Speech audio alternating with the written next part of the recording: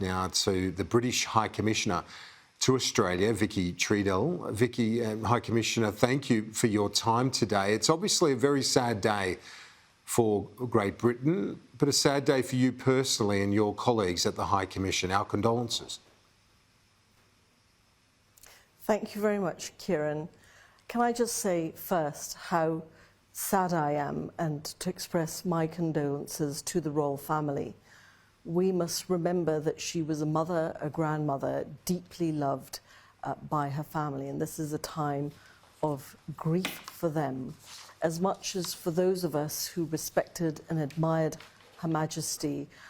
We feel that sense of grief and sorrow ourselves. And yes, thank you, Kieran, for your reference to my team. I think we're all very saddened by her passing. For all of us, she is the only head of state, queen, we have known in our lifetimes. So she was a constant in all our lives at those moments of national celebration. She was also there as a reassuring presence at times of threat and sadness.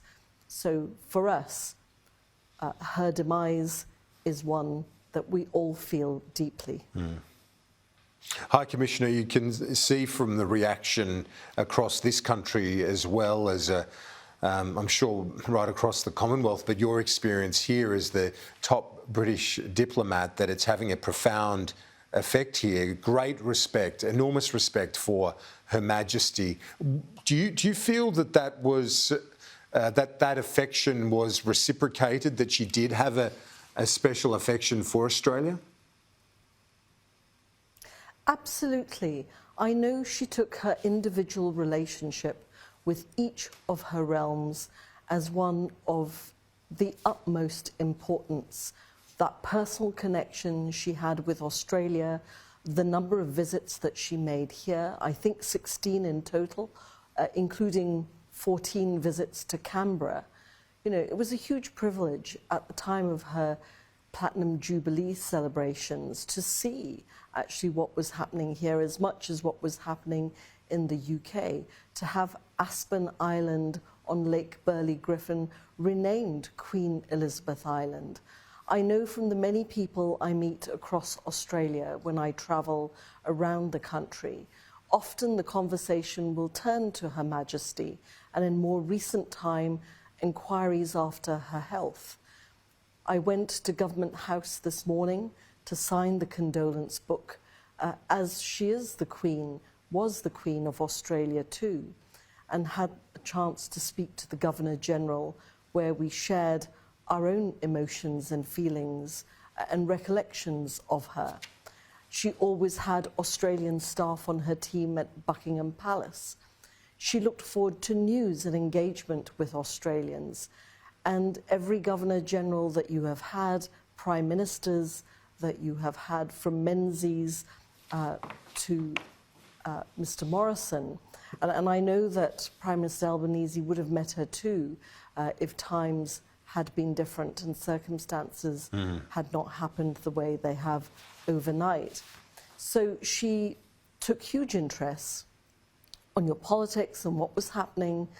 And when bad things happened, tragic things happened here, she was always swift to send a message, a statement, quite often to contact those affected directly herself and to have conversations with them, to provide solace if that is what was required, to provide joy and celebration if they were for happier moments. We have live pictures coming into the newsroom from Buckingham Palace at daybreak, and already crowds gathering and floral tributes continue there at Buckingham Palace in London ahead of many days of mourning, and then the funeral of which our Prime Minister and Governor-General will attend. High Commissioner, you had a number of audiences with Her Majesty over your career. They must be some very special memories for you. They are. You have a unique moment with Her Majesty where she talks to you about your next assignment. She shares her insights and she keeps your confidences. And of course, she does that with all the senior people who represent her across the Commonwealth and the realms.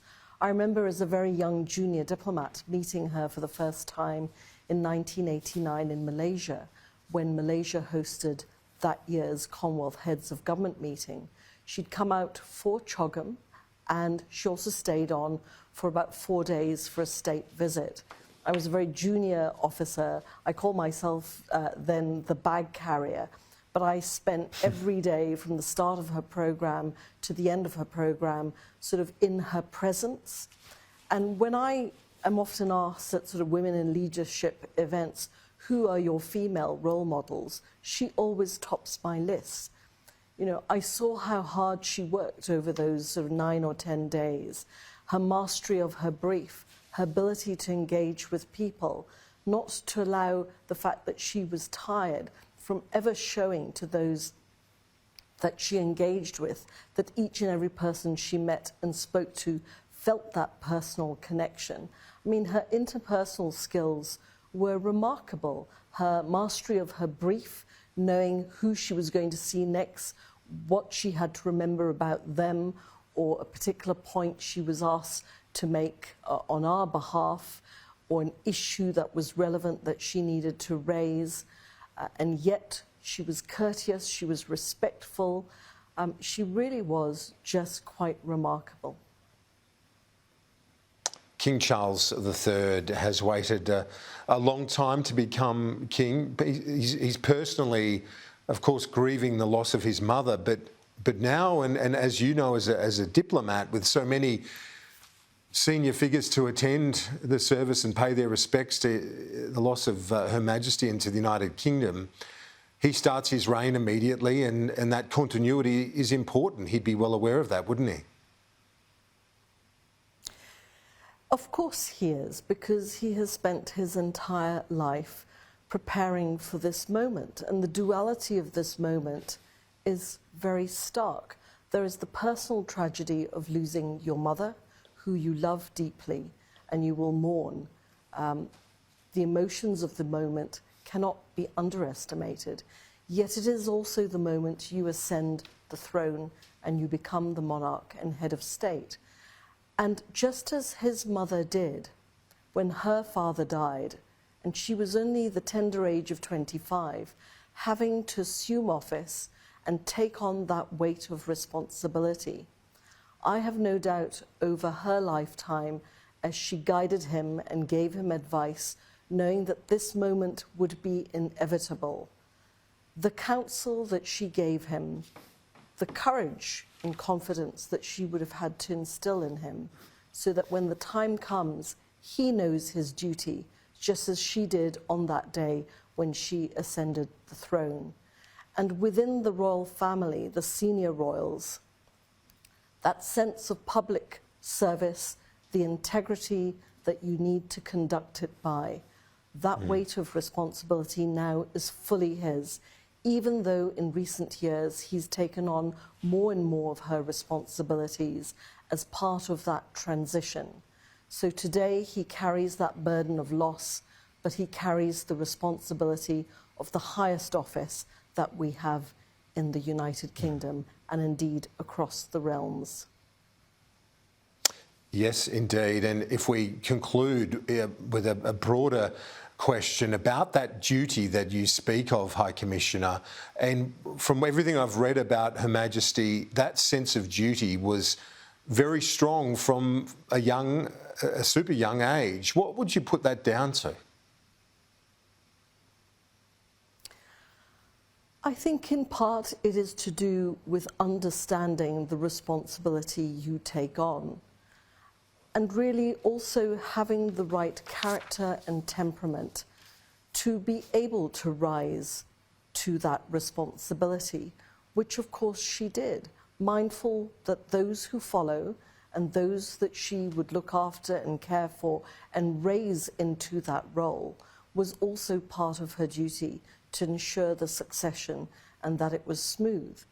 And I think that particular focus from her, because of the circumstances of how her own father ascended the throne, from childhood, I'm sure, she would be talking to her young children about that responsibility.